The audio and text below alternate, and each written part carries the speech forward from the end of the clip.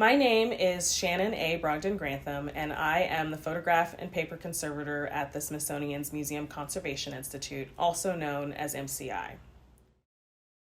As a photograph conservator, I work on a variety of materials.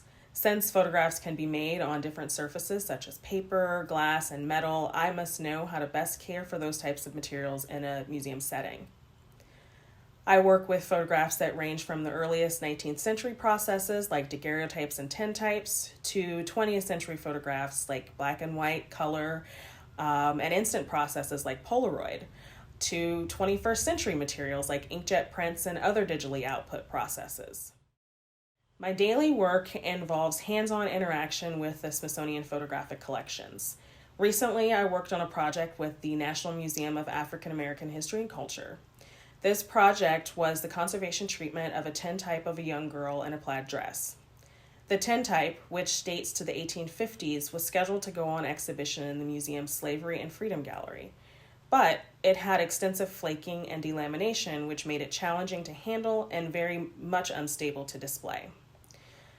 In discussion with the curator, Dr. Rhea Coombs, I developed a conservation treatment plan to stabilize the flaking image material and minimize the corrosion, appearance of the corrosion on the object's brass mat.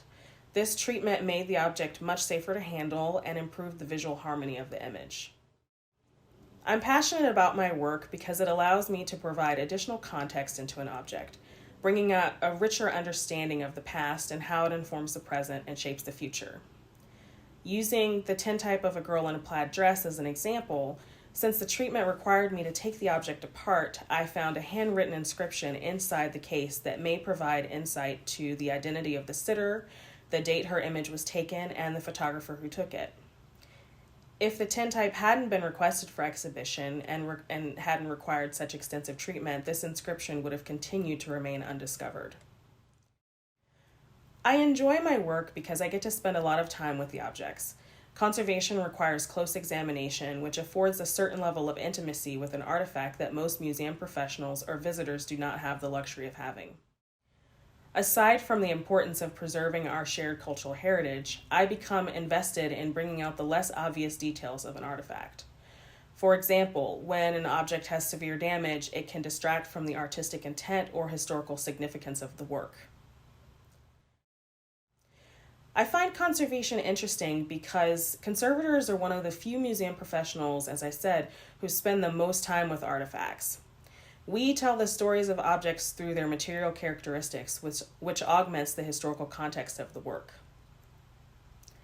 Whether it is elucidating an artist's material choices through analysis, confirming that the materials are contemporary to the time of a work's creation, or even finding a hidden inscription to solve the mystery of an unknown sitter, this work is fascinating and it enriches our understanding of cultural heritage.